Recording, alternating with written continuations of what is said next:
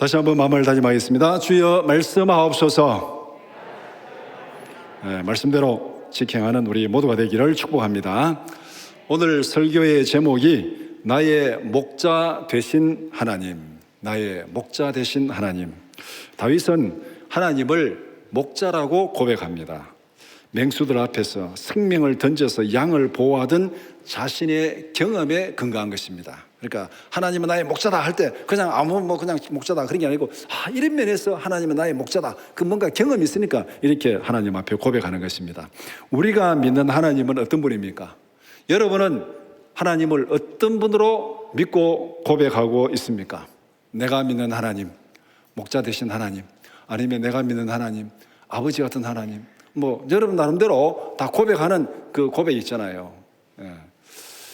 어떤 하나님으로 고백합니까? 성경은 하나님을 아버지라고 말씀합니다. 아버지라고. 아버지에 대한 부정적인 인식이 우리에게는 많이 있습니다. 특별히 한국 사람들은 아버지 그러면은요, 좋은 인식보다는 부정적인 인식이 한 70-80% 되는 것 같아요. 아버지 가면은 좀 별로 뭐라 하고 꾸중하고 별로 좀 안 좋은 그런 인식이 많이 있습니다. 그런데 제가 자식일 때는 아버지의 이미지가 뭔지를 이해를 못했습니다. 기본적으로 아버지와 무슨 이런 그 경험을 공유한 시간이 별로 없었기 때문에 경험 자체도 별로 없었고, 그 다음에 아버지 그러면은 좀 한국적인 전통에서 별로 좀 엄한 가까이 가기 힘든 그런 이미지가 있습니다. 그러나 제가 부모가 되어 보니까 아버지의 의미가 뭔지를 알겠더라고요. 이게 아버지구나.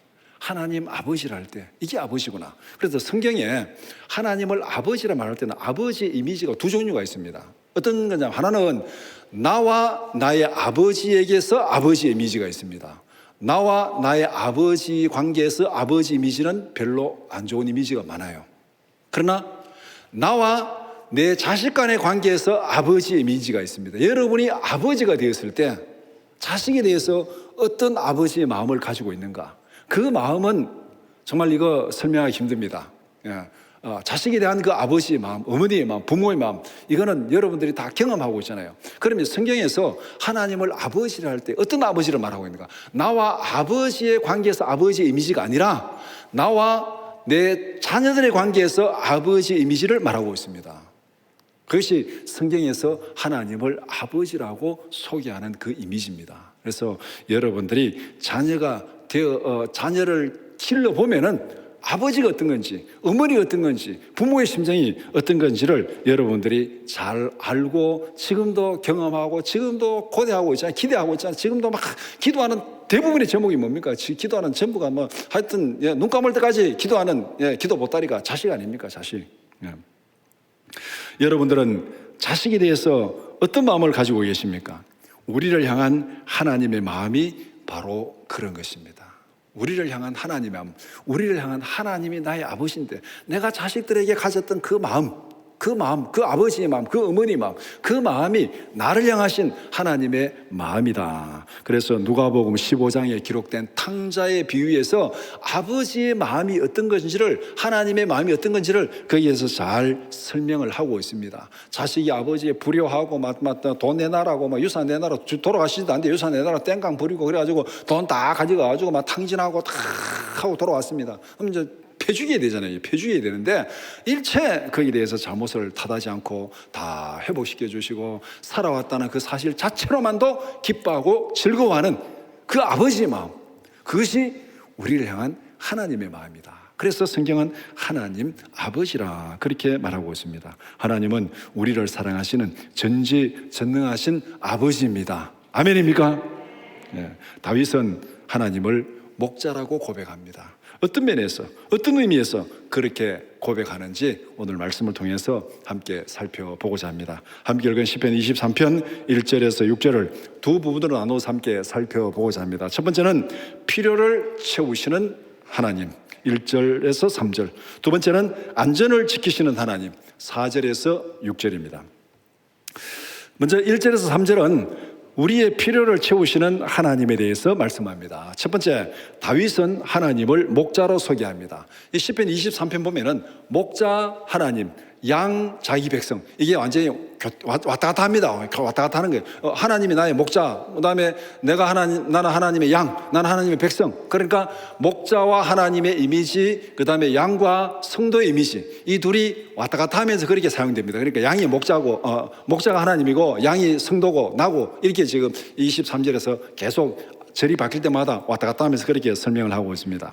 자신은 다윗이 여호와는 나의 목자라 이렇게 고백하는 의미는 뭐겠습니까? 자신은 목자의 보호 아래에 있는 양과 같다고 고백하는 겁니다.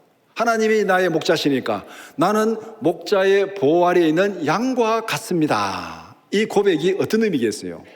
목자 밑에 있으니까 목자가 나를 잡아먹으면 나는 죽겠다, 막 지금 죽기 직전에 있는 양이다, 이런 의미겠습니까? 아니면은 목자가 나를 책임지고 지켜주는 그 목자 아래 있으니까 나는 걱정이 없습니다, 이런 의미겠습니까? 이 목자의 이미지가 어떤 의미에 따라서 이게 지금 달라지는 거예요. 그러면은 다윗이 생각하는 목자는 어떤 존재입니까?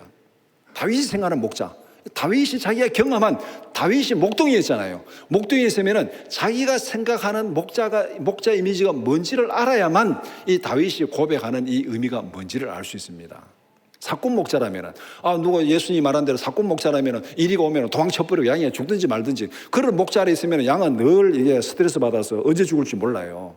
그런데 예수님이 말한 선한 목자라면은 나는 양들을 위해서 생명을 바친다, 생명을 던진다, 이런 선한 목자라면 걱정이 없어요. 그러면 다윗이 말하는 목자는 어떤 목자입니까?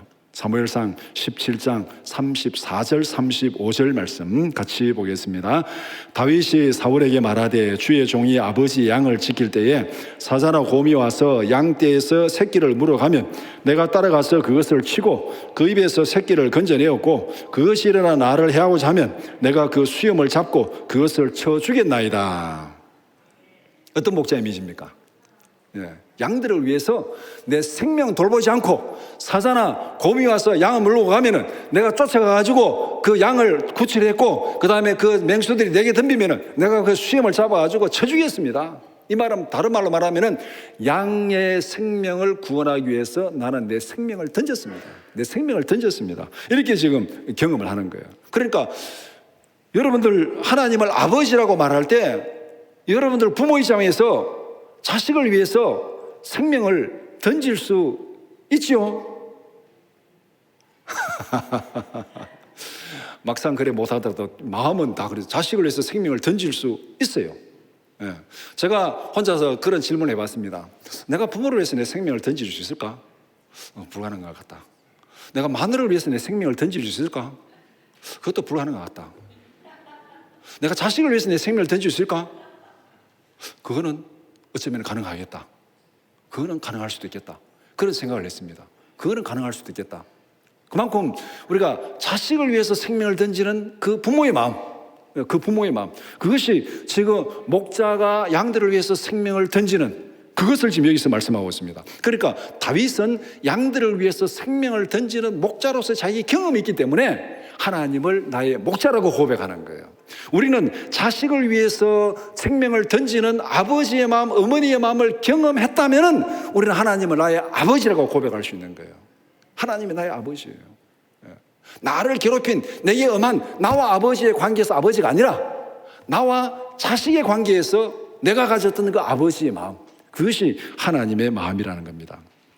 다윗은 선한 목자의 모습을 보여주었습니다. 예수님은 우리의 선한 목자로 이 땅에 오셨습니다. 앞에서 다윗의 목자의 모습, 선한 목자잖아요. 자기 생명을 던져가면서 양을 구하는. 그런데 예수님께서 우리에게 선한 목자로 이 땅에 오셨습니다. 요한복음 10장 11절 12절 말씀 같이 보겠습니다. 나는 선한 목자라. 선한 목자는 양들을 위하여 목숨을 버리거니와 사꾼은 목자가 아니요 양도 제 양이 아니라 이리가 오는 것을 보면 양을 버리고 달아나나니 이리가 양을 물어가고 또 해치느니라. 여기서 예수님이 선한 목자와 사꾼을 딱 대비를 시키고 있습니다. 사꾼은 위험이 닥치면은 자기가 살겠다고 도망치는 게 사꾼이고, 선한 목자는 양들에게 위험이 닥치면은 자기 생명 돌아보지 않고 양을 지키고 보호하는 것이 선한 목자라 그랬습니다. 그러면 앞에서 다윗이 고백한 그 목자의 모습은 예수님의 선한 목자와 딱 일치하잖아요.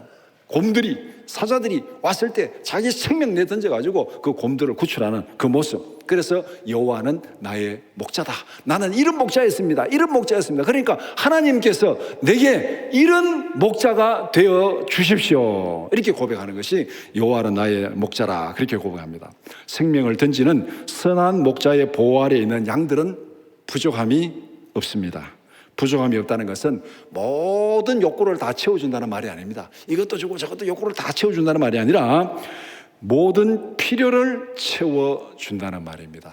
결핍이 없도록, 결핍을 느끼지 않도록 필요를 채워주신다. 그것이 선한 목자입니다. 어떻게 필요를 채워주는지는 이제 2절부터 하나하나 설명하고 있습니다. 여호와는 나의 목자시니 내게 부족함이 없으리로다. 이 고백이 우리의 고백이 되기를 축복합니다. 두 번째, 목자는 양들을 푸른 풀과 쉴 만한 물가로 인도합니다. 양들에게 가장 필요한 것이 무엇이겠습니까? 푸른 풀, 쉴 만한 물. 이게 양들에게 가장 필요한 겁니다. 이거는 제가 좀 이해가 됩니다. 제가 어릴 때 하는 일이 소 먹이는 거였으니까. 제가 목동이었잖아요. 소 먹이는 거니까. 그래서 소를 몰고, 꽃비를 몰고 나가면은요, 오늘 이 소를 어디로 몰고 갈까? 그래야 이 소가 이 풀을 많이 먹을까? 그게 이제 1차적인 고민이에요. 그 다음에 이제 풀 다 먹이고 내려오면 옆에 저수지에서 또 물 먹이가지고, 왜냐하면 소가 배가 빵빵하게 만들어가지고 집에 들어와야 되거든요.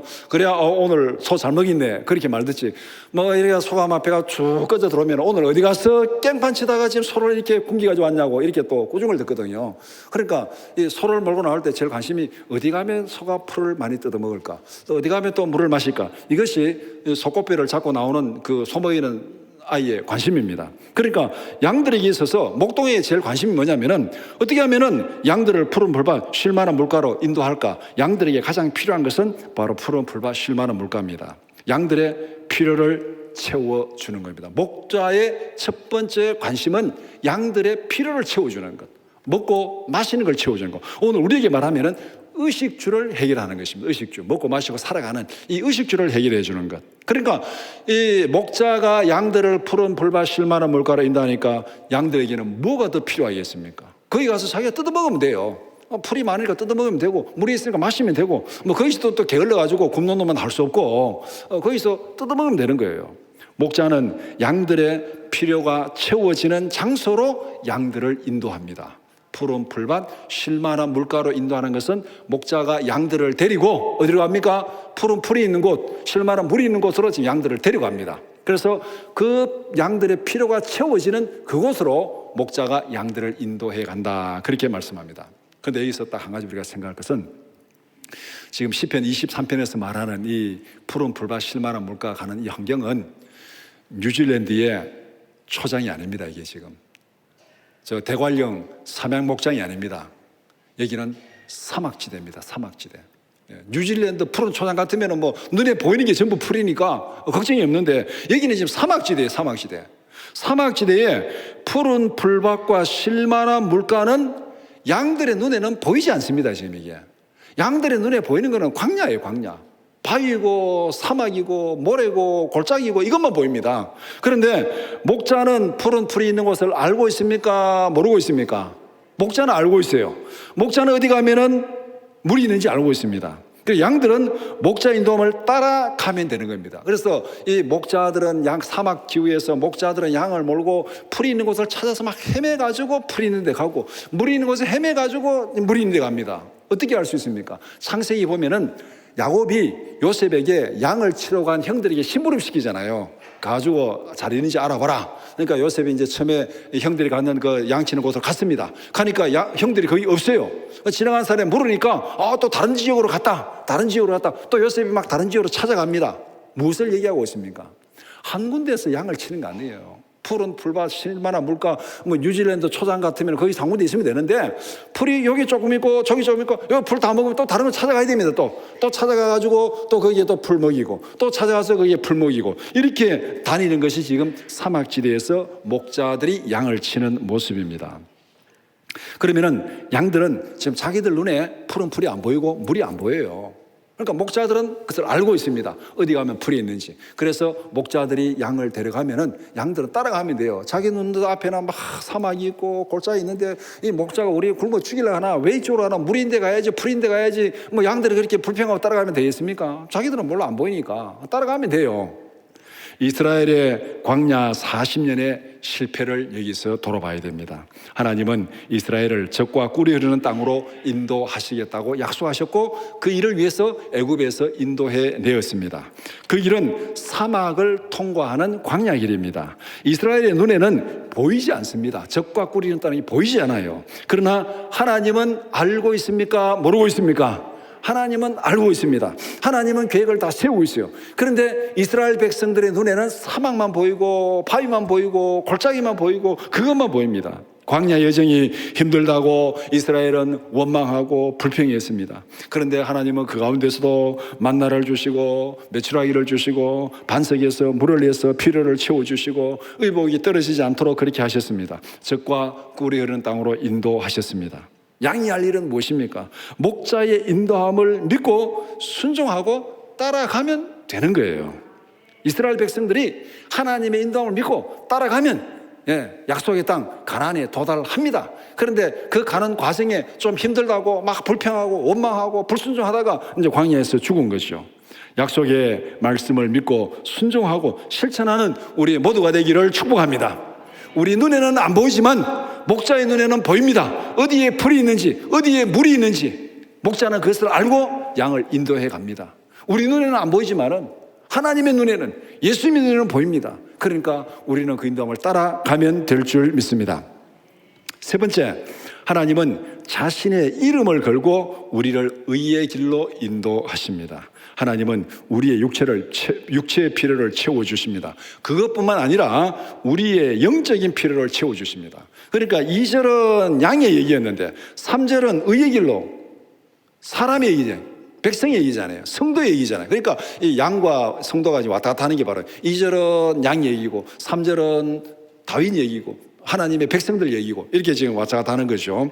하나님은 우리의 필요를 채워주십니다. 그것뿐만 아니라 우리의 영적인 필요도 채워주십니다. 인간은 영적인 존재입니다. 육체를 가지고 있고 영이 있습니다. 우리를 흙으로 만드시고 거기에 생기를 불어넣으심으로 사람이 생명이 된지라, 이게 몸과 영혼을 가지고 있는 그런 존재가 바로 인간입니다. 그렇기 때문에 인간에게는 이 두 가지 필요가 다 채워져야 됩니다. 우리의 육체적인 필요가 채워져야 돼요. 먹고 마시고 살아가는 거, 쉬어야 되는 거, 이게 필요가 채워져야 돼요. 그 다음에 그것만 채워진다고 우리가 행복합니까? 먹고 마시고 그냥 막 다 하면 행복합니까? 거기에 영적인 필요가 채워져야 됩니다. 이 둘 중에 어느 하나라도 없으면 우리는 결단코 행복할 수 없습니다. 2절의 은혜는 풍족한데 3절의 은혜가 없다면 어떻게 되겠습니까? 이거는 모래 위에 지은 집입니다.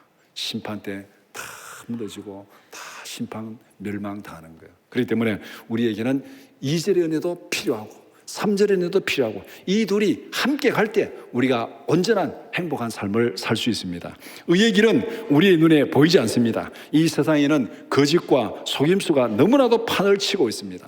아담과 하와는 사탄의 거짓 선동에 속았습니다. 그 결과 에덴에서 쫓겨나고 죽음을 당하고 말았습니다.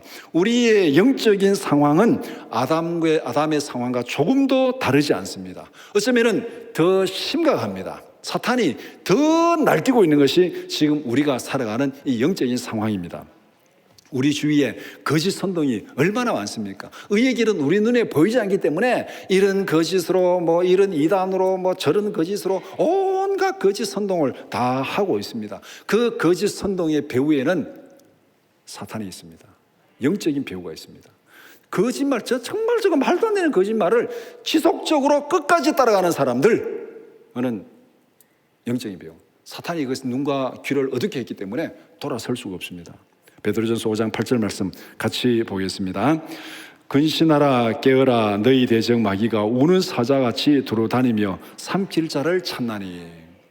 사탄이 우는 사자같이 두루다니면서 산길 찰사는 이런 이단으로 미워하고 저런 위협으로 위협하고 이걸로 저걸로 막 위협하는 이 거짓 선동군 사탄의 공중권세 악한 권세들이 우리 주위에는 너무나도 많이 날뛰고 있습니다. 우는 사자같이 배가 고파서 날뛰는 그 사자같이 우리를 삼키려고 그렇게 날뛰고 있다, 그렇게 말하고 있습니다. 그런데 우리가 걱정할 바가 없습니다. 왜? 하나님께서 자기 이름을 걸고 명예를 걸고 우리를 의의 길로 인도하신다, 그렇게 말합니다. 예수님께서 자신의 이름을 걸고 우리를 생명의 길, 영생의 길로 인도하십니다. 베드로전서 5장 10절 말씀 같이 보겠습니다. 모든 은혜의 하나님 곧 그리스도 안에서 너희를 부르사 자기의 영원한 영광에 들어가게 하시니가 잠깐 고난을 당하는 너희를 친히 온전하게 하시며 굳건하게 하시며 강하게 하시며 털을 견고하게 하시리라. 고난 가운데서도, 위협 가운데서도, 미혹 가운데서도 하나님이 지키신다고 약속하셨습니다. 요한복음 14장 6절 말씀 같이 보겠습니다. 예수께서 이르시되 내가 곧 길이요 진리요 생명이니 나로 말미암지 않고는 아버지께로 올 자가 없느니라. 아멘. 이게 의의 길이에요. 이게 의의 길이에요. 이게 영생의 길이고 이것이 구원의 길입니다. 오늘 우리 주위에는 이걸 부정하는 사람들이 너무나도 많아요. 흔히 종교다원주의, 교회 안에도 종교다원주의가 들어가지고 먹고 예수 믿어야 되냐, 부처를 믿어도 되고 뭐를 믿어도 되고 그래도 구원이 있다고 그렇게 말하는 사람들, 그런 미혹이 우리 주위에는 너무나도 많습니다. 거기에 넘어가면은 아담과 하와가 사탄의 미혹에 넘어간 것과 똑같아요. 아무도 책임 안 집니다. 거기 넘어가가지고 나중에 아니네, 그럼 자기가 책임져야 돼요. 그거 자기가 책임져야 돼요. 예수님은 우리에게 분명히 말씀하셨습니다. 우리가 이 의의 길로, 구원의 길로, 생명의 길로 가는 이 과정에 닥치는 모든 어려움과 위험은 예수님이 책임지고 지켜주실 줄 믿습니다. 이것이 우리의 필요를 채우시는 하나님입니다. 다음으로 4절에서 6절은 우리의 안전을 지키시는 하나님에 대해서 말씀하고 있습니다. 첫 번째, 목자는 험난한 광야길에서 양들의 안전을 지키십니다. 이 세상은 광야 같은 세상입니다. 육체의 필요를 채우고 진리를 찾아가는 길은 만만치 않습니다. 그렇잖아요. 우리가 지금 공부하고 또 직장 가지고 먹고 사는 길이 만만치 않잖아요. 또 거기에 또 신앙생활까지 잘하려니까 더 만만치 않잖아요. 우리 현실입니다. 만만치 않습니다. 메마른 광야 같고 험악한 골짜기도 통과해야 됩니다. 우리가 살아가는 세상이 정말 광야 같습니다. 육체의 필요를 채우는 것이 힘든 고난의 길이고 또 진리를 찾아서 믿음으로 살아가는 길은 더 어렵고 힘든 길일 수도 있습니다. 다윗은 이렇게 고백합니다. 내가 죽음의 음침한 골짜기를 통과할 때도 두려워하지 않는다. 내가 사망의 음침한 골짜기로 다닐지라도, 이렇게 말하고 있잖아요. 그러면은 다윗은 항상 푸른 풀밭 실만한 물가에 있습니까? 아니죠. 사망의 음침한 골짜기도 지금 가고 있어요. 지금 다윗이 양이라면 자기 인생은 사망의 음침한 골짜기도 지금 통과하고 있습니다. 고난의 길, 정말 이게 죽음의 길, 이 길로 가서 되겠나? 정말 절망이 눈앞에 있는 그런 길도 가고 있습니다. 그런데 다윗이 뭐라고 고백합니까? 여호와는 나의 목자시니 내게 부족함이 없다. 내가 사망의 음침한 골짜기, 죽음의 고난의 길, 그 위기의 상황에 있어도 하나님이 나를 지켜주십니다. 그러니까 나는 염려할 것도 없고 걱정할 것도 없습니다. 왜냐하면 주의 지팡이와 막대기가 나를 지키시기 때문입니다. 그렇게 고백합니다.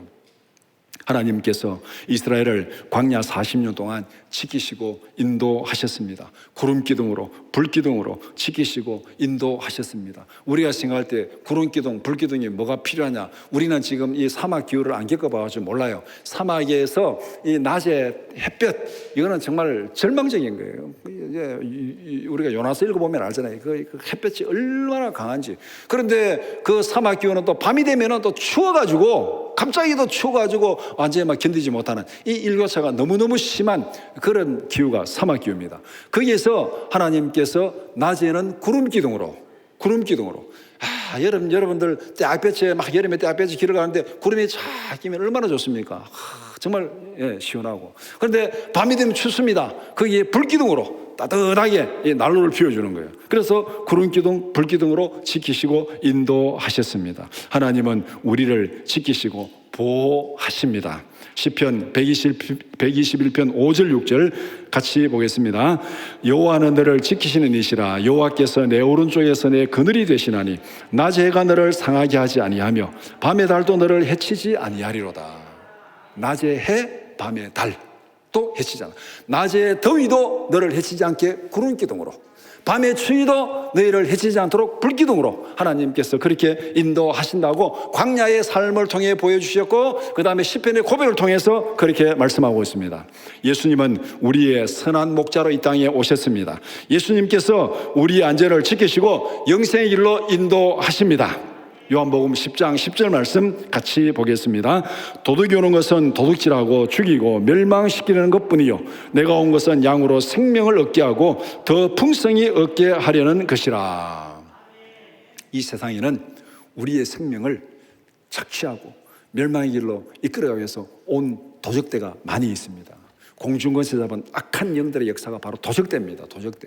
이 도적대들 가운데서 우리의 생명을 지키기 위해서 예수님은 선한 목자로 우리 가운데 오셨습니다. 아멘. 그래서 우리로 양들로 하여금 생명을 얻게 하고 더 풍성히 얻게 하겠다, 그렇게 말씀하고 있습니다. 예수님이 우리 안전을 지키시고 인도하십니다. 사망의 음침한 골짜기에서도 예수님이 말씀으로 성령으로 우리를 지키시고 인도하실 줄 믿습니다. 두 번째는 하나님은 원수들의 위협 속에서 우리를 지키십니다. 다윗은 자기를 죽이려는 원수들에게 둘러싸여 있습니다. 원수들이 지켜보는 가운데서 하나님께서 다윗에게 밥상을 차려주시고 머리에 기름을 부으셨다, 이렇게 지금 얘기를 하고 있습니다. 5절에서. 그러면은 원수들이 둘러싸인 얘기에서는 뭐 밥상이 지금 중요한 게 아니고 원수들을 쫓아내야 될 거 아닙니까? 막 칼로 하든지 막 쫓아내고, 그 다음에 원수들이 없는 데서 이렇게 이 밥을 먹으라 해야 되는데, 원수들이 지켜보는 가운데서 밥상 주면 이게 지금 밥이 넘어가겠습니까? 불안해서, 두려워서. 그런데 다윗은 그렇게 고백하고 있어요.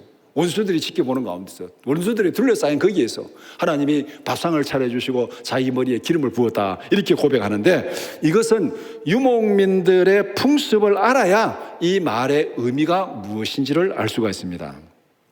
유목민들은 광야에서 텐트 치고 살잖아요.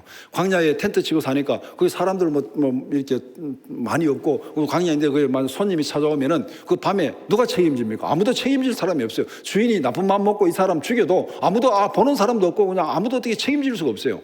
그래서 유목민들의 풍습은 누군가가 우리 집에 손님으로 오면은 그날 저녁에 같이 식사를 하게 되면은 그 손님의 안전은 주인이 책임지는 거예요.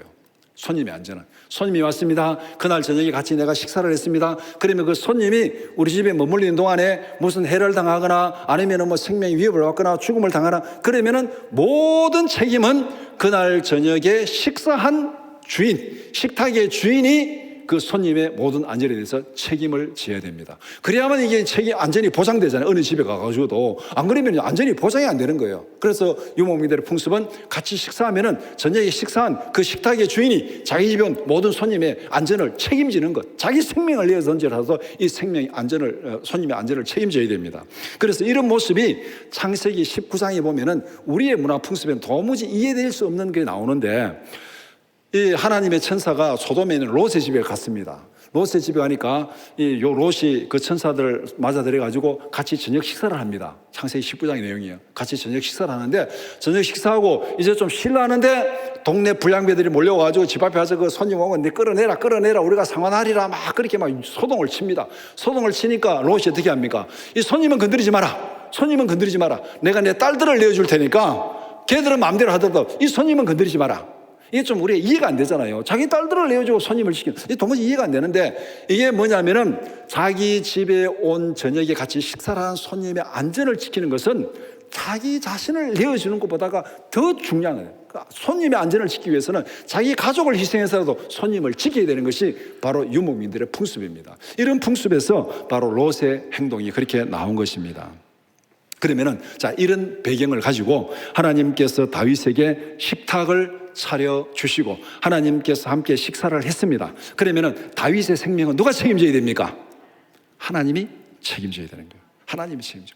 하나님께서 다윗의 생명을 책임지시고 지켜주셔야 됩니다. 왜? 하나님이 다윗과 함께 식사를 했으니까. 그 원수들이 지켜보는 가운데 식사를 했으니까 그 원수들이 아무리 다윗을 죽이려고 막 덤벼들어도 하나님께서 책임지고 하나님이 자기 생명을 버린 한이 있더라도 다윗의 안전과 생명을 책임져야 됩니다. 그러니까 다윗이 여호와는 나의 목자시고 원수들의 목전에서 내가 상을 차려주셨습니다. 그렇게 고백합니다. 우리의 최고의 원수가 무엇입니까?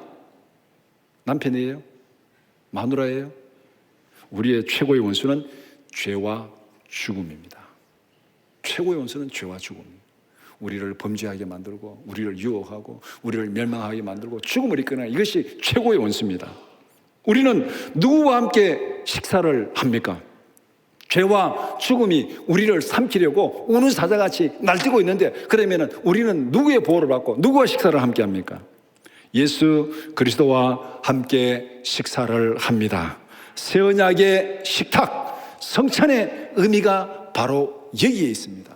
성찬이 그냥 배 채우려고 하는 게 아니에요. 새 언약의 성찬. 이 언약을 기억하고 지키라고 성찬을 우리에게 주신 거예요. 어떤 언약입니까?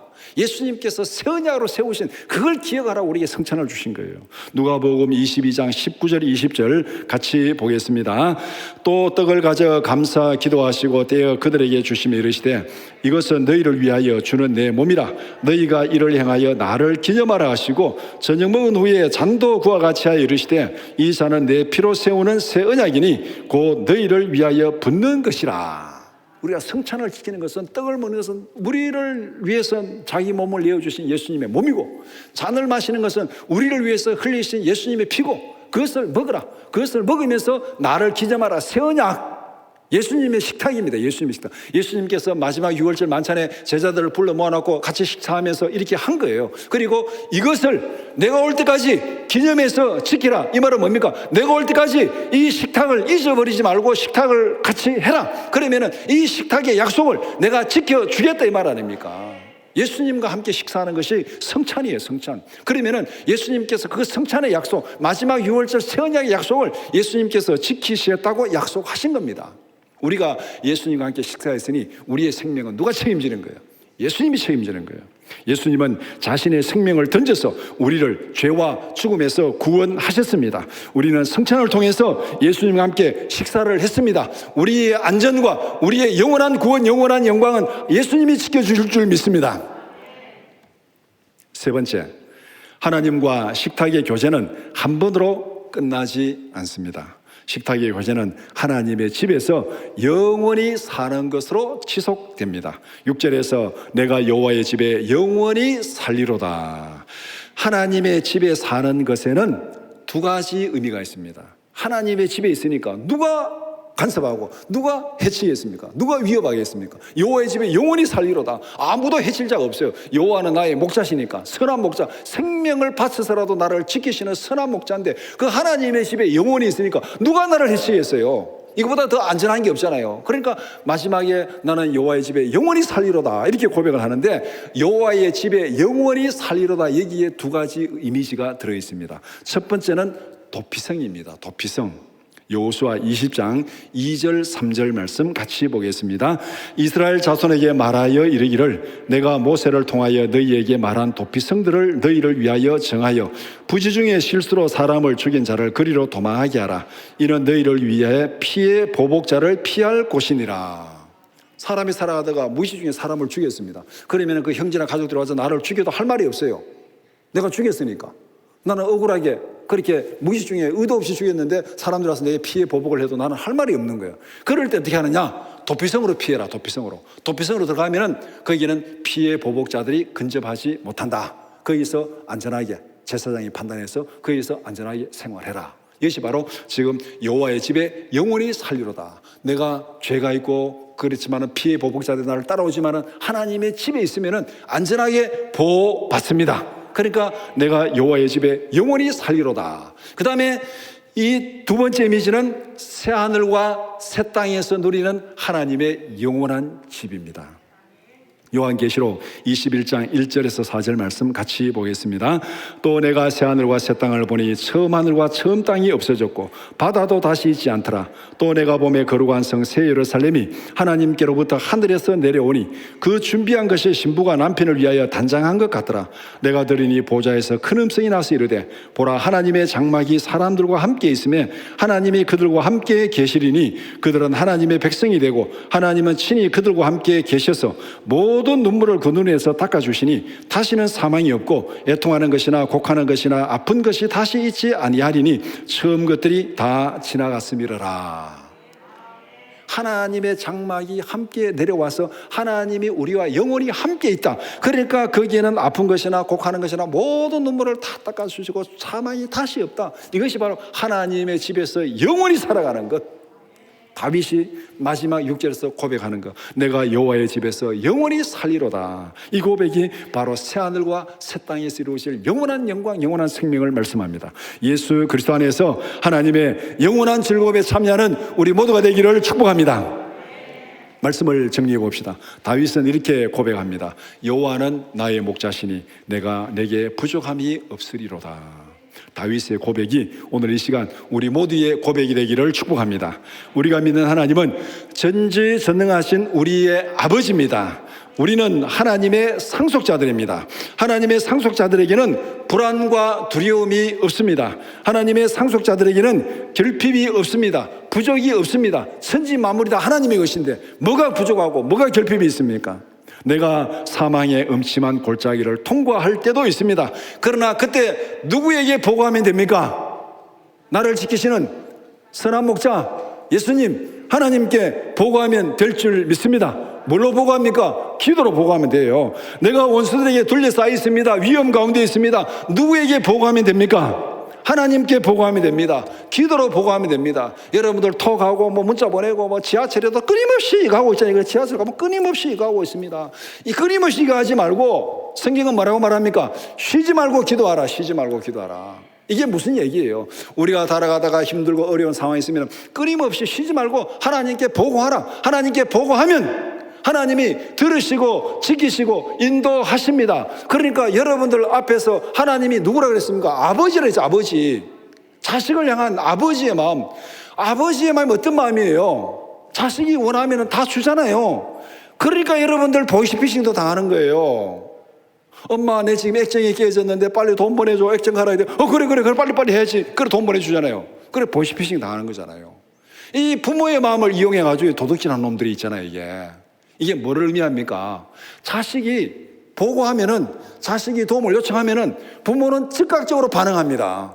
즉각적으로 반응하잖아요. 얼마나 즉각적으로 반응하는지 너무 즉각적으로 반응해가지고 보이스피싱도 당하고 돈도 잃어버리잖아요.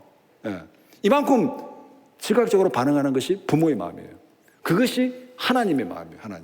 우리는 하나님의 자녀니까 자식이 보고하면은 하나님이 들으시고 즉각적으로 반응하십니다. 예수님도 우리에게 그것을 분명히 말씀하셨어요. 마태복음 7장 9절에서 11절 같이 보겠습니다.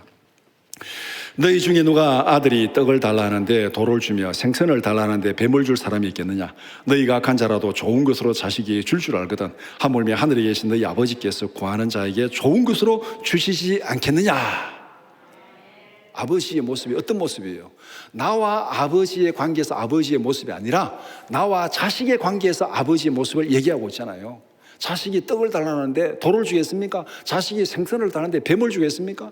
여러분들 어린 자식이 엄마 나 지금 예를 들어서 고등어 먹고 싶어. 그래 고등어 줄게 하고 이제 고등어가 뱀을 한 마리 열어 가지고 와가지고 싹 해서 덮어가지고 다 넣고 고등어 다 하고 딱 던지는데 뱀이 우르르 놀랐지? 이렇게 하는 부모 있습니까? 없어요. 그런 부모는 없습니다. 그걸 지금 여기서 얘기하고 있잖아요. 다른 친구들하고 그런 장난은 쳐도 자식에게는 그런 장난은 안 쳐요. 그게 부모의 마음입니다. 전능하신 하나님 아버지를 믿고 수시로 보고합시다. 수시로 보고하면은 떡을 달라는데 돌을 주지 않습니다. 생선을 달라는데 뱀을 주지 않아요. 보고하면 하나님이 지키시고 인도하신다고. 내가 너희 아버지다 그렇게 말씀하지 않았습니까? 하나님의 인도하심을 따라서 하나님의 영원한 즐거움에 참여하는 우리 모두가 되기를 주님의 이름으로 축원합니다.